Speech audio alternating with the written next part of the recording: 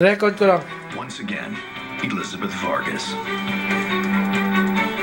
In just 45 seconds, half of the capital city of Port-au-Prince in Haiti was destroyed, with 50,000 people, probably many more, dead or dying. Just seconds of havoc, but the work of what seismologists in China call a sleeping dragon. In this case, a fault line that was sleeping for 300 years. Nearly identical life-size houses, painstakingly built by earthquake scientists. Some actually 3 stories high, and put on shake tables at the world's best research facilities just to watch them crumble. Some are even elaborately furnished. Others mimic hospital interiors, all of them monitored by scientists like engineering professor Andre Filiatro at New York's University at Buffalo. This is actually a machine that is dedicated to look at what's happening inside buildings. All for one purpose. We can't stop the earth from shaking, but with the right construction, buildings can be stopped from collapsing, trapping and killing those inside the trembling walls. The problem in Haiti: virtually no building codes and unreinforced concrete construction that simply turned to dust when rattled. This huge dust cloud, what does that tell you? It's very consistent with what we call pancake collapse of concrete buildings. The floors essentially collapse on each other.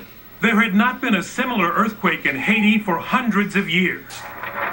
And despite accurate warnings from the University of Texas seismologist Paul Mann, this terrific shockwave along a fault line that had been building strength surprised a distracted island. So what happens is the fault plane ruptures in order to catch up to the plates which have been moving over the past couple of hundred years. The fault line that destroyed Port-au-Prince stretches through the entire island of Hispaniola.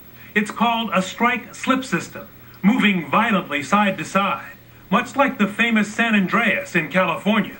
Just one of the many faults that make the surface of the United States look like the cracked shell of a hard-boiled egg. The Haiti fault is not the only threat to the Caribbean.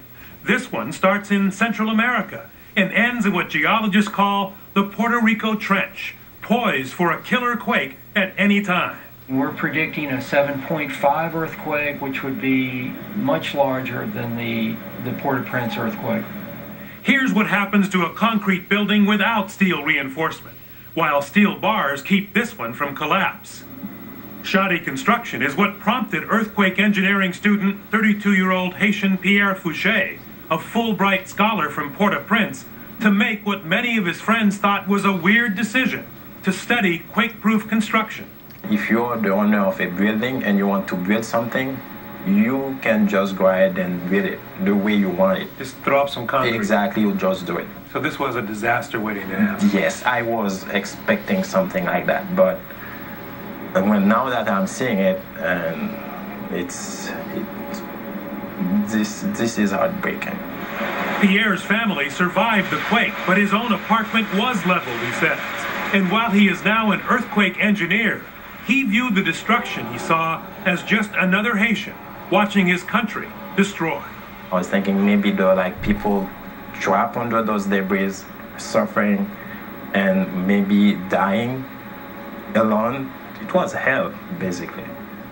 And now this young Haitian will take his 4 years of watching buildings explode and crumble on laboratory shake tables home to a country he loves and hopes to rebuild one steel-reinforced concrete block at a time. ABC's Jim Avila on The Real Threat.